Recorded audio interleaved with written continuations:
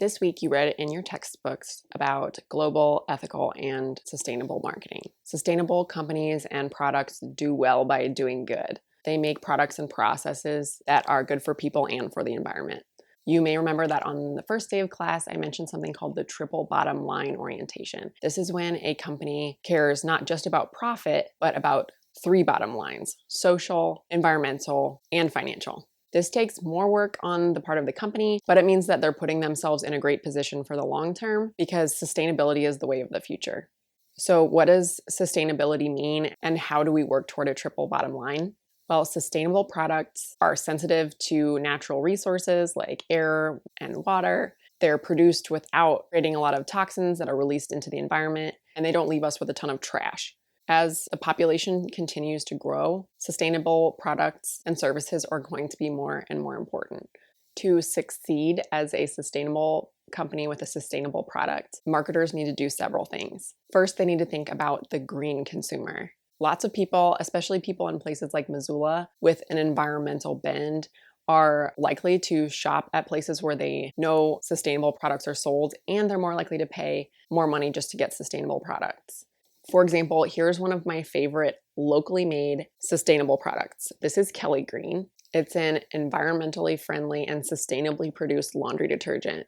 So Kelly, the creator of this product, noticed that her son, Tucker, broke out in hives when she washed his clothes in regular laundry detergent. And that's because it had a chemical in it, SLS. That's in lots of the products that we use in our homes every day. It's bad for our skin, it's bad for our environment, and it drains into our water. So Kelly went on a mission to create something sustainable that moms like her could be happy using, knowing it wasn't going to hurt their kids or the environment. I'll go out of my way to get groceries at stores where I know I can buy Kelly's laundry detergent. The second thing we need to do to create a sustainable marketing mix is to think about green product strategies.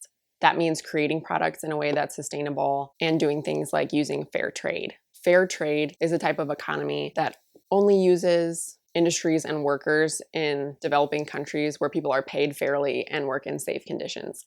So fair trade chocolate or coffee or soap you might see at the store is probably more expensive because all the way down the line back to the person who made that product, everyone is paid a living wage.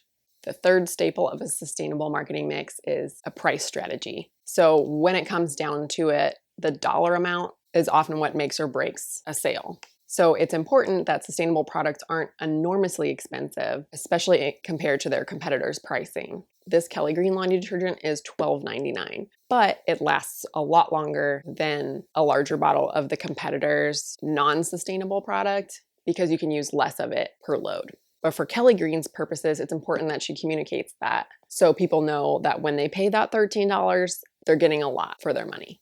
Next, we have to think about that third P, or place. Local markets are really important to sustainable marketing because when we buy things from local producers and suppliers, we're doing something great for the environment by decreasing our carbon footprint. Our carbon footprint is a measure of how much of our resources it takes to get us from point A to point B and everything we use from point A to point B. The smaller our carbon footprint, the better for the environment. That's why it's sustainable to shop at the farmer's market or from local small businesses. That's another reason I like to buy from Kelly, because she's based right here in Missoula. Finally, let's talk about the fourth P, or promotion. Because sustainable marketers are asking people to pay a little bit more for something that's a little out of the box, it's super important that they inform consumers the benefits of buying something that's sustainable. So a lot of times they'll appeal to consumers' values. They'll talk about the bigger picture and why buying something as small as laundry detergent helps make the customer part of the greater good. This is actually a gamification strategy called epic calling. We can get people to buy into things when we help them feel like they're part of a larger calling, instead of just saying, hey, buy this laundry detergent, it's good for the environment.